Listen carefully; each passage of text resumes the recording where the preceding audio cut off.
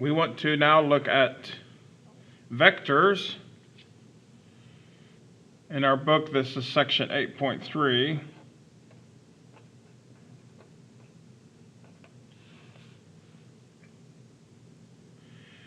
The interesting thing about vectors, when you look at vectors, when we oftentimes display them, we like to display them on just the standard XY graph. I'm going to plot a point on this XY graph. Say the point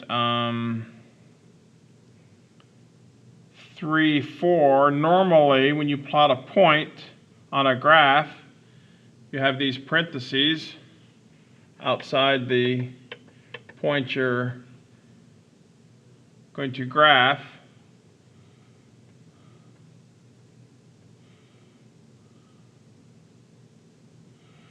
So 3, 4 would be right here. But with vectors, we have something else going on besides just the location of an x and y coordinate. And actually the first clue is something being different. If I want to indicate a vector at 3, 4, I don't use parentheses. I use these sort of pointed brackets.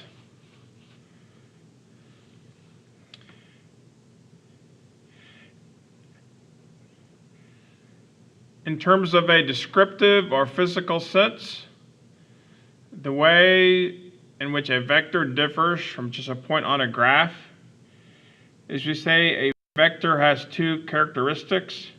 First of all, we say a vector, I'll just write it out. A vector has a magnitude, so an amount. Oftentimes when we graph vectors, the magnitude will be like the length of the line that represents the vector. You'll see in a minute when I draw a vector, the length of that line is what we call the magnitude. A vector has a magnitude and a direction. So really a vector has two different aspects to it. It has a magnitude or a length and also a direction. So going back here, if I'm going to plot a vector at 3, 4, you just start from the origin and you draw a line to your point. To represent a vector, you always put an arrow on the end of the vector, and this represents the vector 3, 4. Now there's a whole way of denoting or indicating vectors in math that we have to understand. The first one is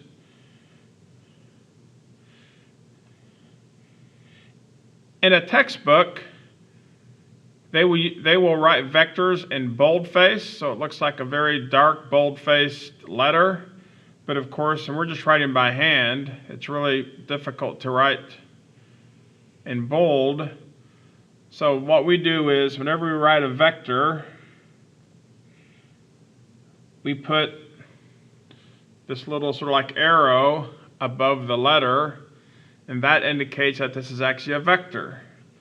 So I could say, if I'm looking at this, if I call this vector v, I would say vector v can be described as 3, 4.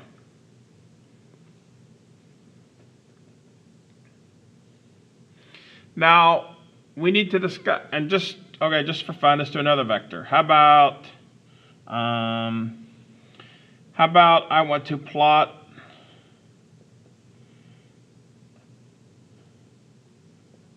the vector 1, -3. So you go 1 in the x direction and -3 in the y direction. So when you plot vectors, in one sense, it's very much just the same as you as you plot in a point. But then, of course, you have to draw your vector. So there would be vector W. Now in a little bit, we're going to talk about doing things like doing math with vectors. Like if I wanted to add vector W to vector V, what would I end up with? Or if I wanted to subtract them, or if I wanted to multiply these vectors by what we call a scalar. A scalar is like a number. A vector is not simply a number. Up here I called it a magnitude. Sometimes people say a vector has both a number and a direction. Sometimes you might hear that.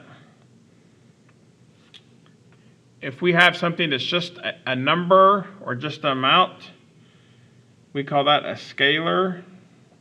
So later on, you'll hear me refer to a scalar.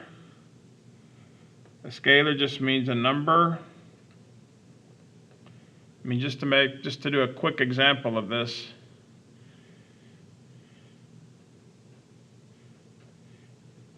If I use my vector V up here, say for some reason I want 4 times the vector.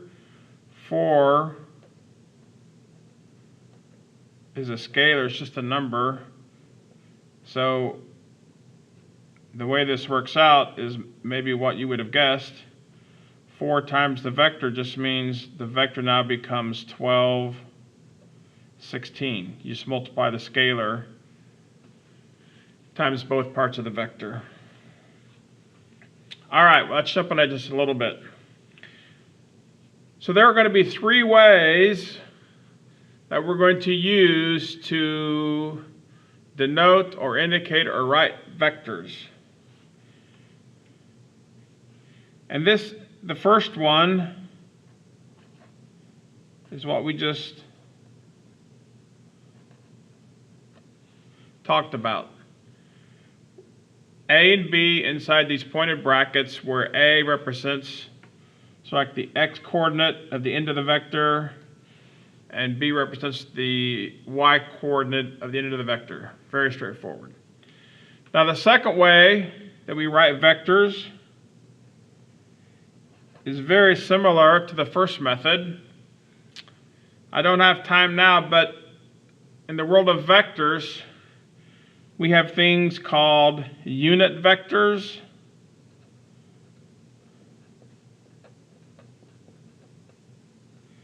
and I could spend a fair part of a lesson on what unit vectors are, and if you want to learn about those further, you can look in your book. But the second way that we write vectors is writing vectors by using unit vectors. And the most common unit vectors that get used are I and J. So here are 2 vectors, I and J. And for our purposes, as we learn about vectors, the key thing I want you to sort of think about or remember is, in a minute I'm going to write a vector in terms of I and J, but keep in mind, anytime you see a vector with this I, think to yourself, that really is talking about the x part of the vector, or the x-coordinate. And whenever you see the j part, you can think of the j part as the y part of the coordinate. So that means up here, let's just say, the first way I can write a vector, say I call it vector v, is just AB. If I want to write it with unit vectors, all you do is you take the x part, which I'll call A, and you multiply it by the vector I, plus the letter B, which is like the y part of the vector, and you multiply it times the vector J. So this is the way to write a vector in IJ notation. And this is probably the most common way we write vectors. Sometimes you'll see a vector written with just the pointy brackets. Most of the time you'll see vectors written in IJ. And then we'll discuss the third way in just a minute. So just for fun, if I go to my graph up here, and let's say you're given the vector u, and you said the vector u is negative 2I minus 3j, and they said, please plot that vector. All you say to yourself is, you say, this is going to be like my x-coordinate. Whatever is in front of the I is like my x-coordinate, and whatever is in front of the j is like my y-coordinate. The I gets paired up with x, the j gets paired up with y. So I would go to my graph and say, okay, so if it's negative 2I, that means I go negative 2 in the x direction, and then since it's minus 3j, that means I already have a minus 3 in front of the j, minus 3 in the y direction. So I end up, that point right there is negative 2, negative 3. If I draw my vector, and I say that is vector u. Now I hope you can see, in going back and forth between vector notation 1 and this ij vector notation, very simple, right? X's and Y's, very straightforward. So going back and forth between these first two methods of writing vectors, very, very simple. Now there is a third method that we're going to use to express vectors, and it's different than the first two. And once we describe this third method, then we're going to take some time and learn how to go back and forth between, really we're going to go back and forth between method 3 and 2, because 2 and 1 are so similar. We're going to spend our time going back and forth between 3 and 2. So what's the third way that we like to display or describe vectors? And that is by giving a magnitude of the vector, and I'll do an example here in a minute, and the direction of the vector. Easiest thing is just to give an example.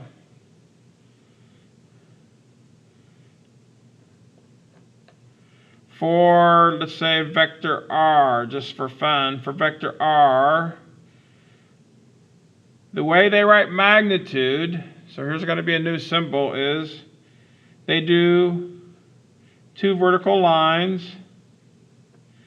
Inside, you stick your vector notation, so here's r, and two more vertical lines. This is how, in math, they represent magnitude. So say for vector r, the magnitude is 3, and then our old-fashioned theta, which we've used to represent angles, and that's what it's used for here.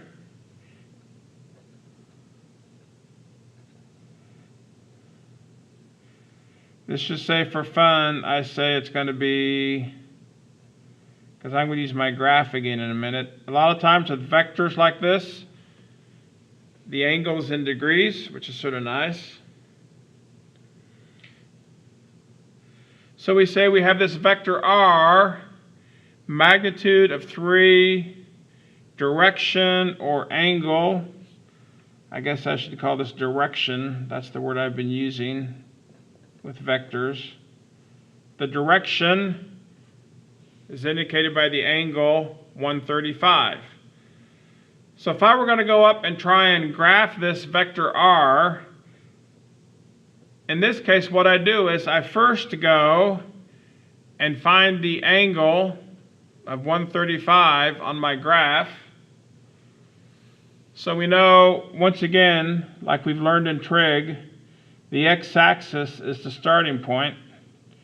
So now, I know if I go to the y-axis, that's 90 degrees.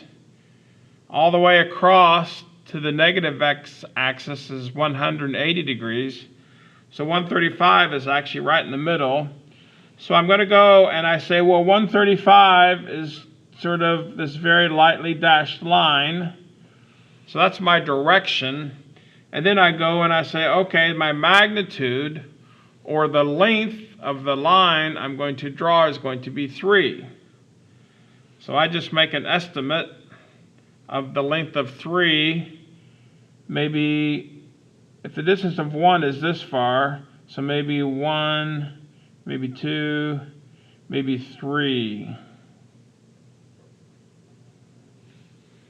So that right there would be vector r. And the way I drew vector r, I was given the magnitude of the vector, which when we draw vectors like this, you can think of the magnitude as the length of the vector, and then the direction. So it might get messy up here, but basically the idea is this distance of this line is like my magnitude, and then this angle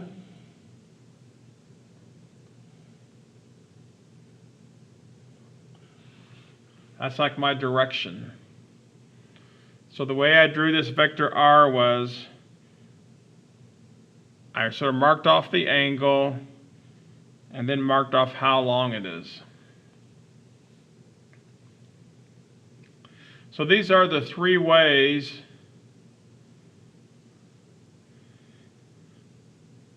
that we denote vectors. So what I'm going to do now is I'm going to stop and create another video, and this next video is going to say, okay, it's important at times that we be able to go back and forth between the 3 ways to write or describe vectors. Now hopefully you can see that to go back and forth between the first 2 methods is very simple and straightforward. As a matter of fact, I'm not even going to discuss it anymore. And I would say the most common way amongst these first 2 is you see the ij the most. So I'm going to focus on the ij type of vector, but now we're going to start looking. In the next video, I'm going to give a vector in the ij form and convert that to writing the vector as a magnitude and direction. And then after that, we're going to see what happens if you're given a vector with a magnitude and a direction and you're asked to write that vector in the ij form. So basically, we're going to discuss how to go back and forth between the second and third method, which becomes important.